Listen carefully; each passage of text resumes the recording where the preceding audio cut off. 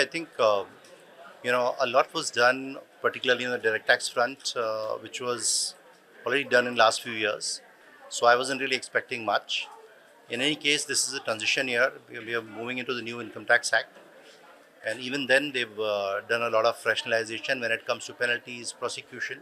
Plus, I think the game changer here is going to be, and this is going to be a big item for employment, I believe, where they've given the certainty to the IT and ITES industry by giving them a safe harbor of 15.5% right till almost 2,000 crores. Now, that effectively means that we are telling the world that, look, here is a certain certainty in the policy, and we have a talented pool of people. Come, set it up, and enjoy the benefit of low-cost services here. So, two things.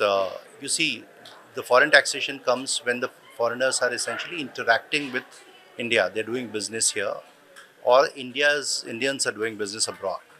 So when it comes to giving them the certainty on doing business over here, I think this adds to a lot more other things. One is obviously the ITES services transfer pricing margin certainty.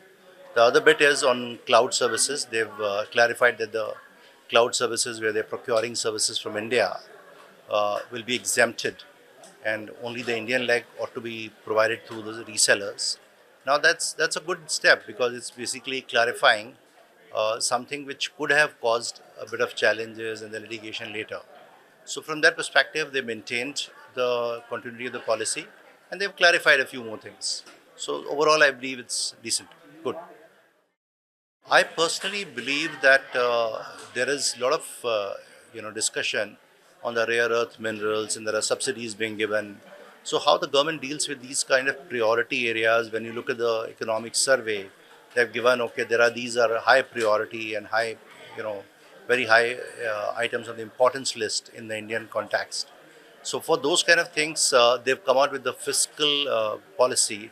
And they're saying, okay, we'll give you subsidies and all that.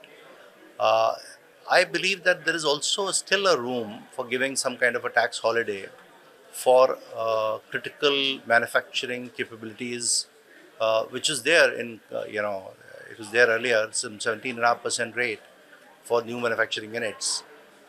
I think that this could have been a good year to reintroduce some of that.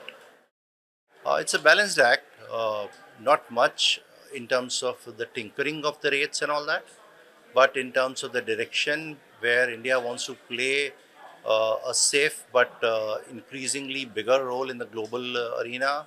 I think this is aimed at that. So you will see the resources being given to those industries and those areas, 200 industrial areas to be rejuvenated. Now that obviously requires some money to be spent. So if I were to look at all of that, then it means that you're making the doing business in India easier. But at the same time, it's always something more that's we keep wishing. Budget as a tool will be increasingly less important just because there is so much of money lying with the Indian corporates, which I think government has been nudging them to invest and do whatever they can. So if the government can provide them with some bit of policy certainty, okay, we are going to protect you for at least a few years, right? That kind of certainty will also help businesses to set up, I guess. So it's more about businesses coming forward and investing alongside the government.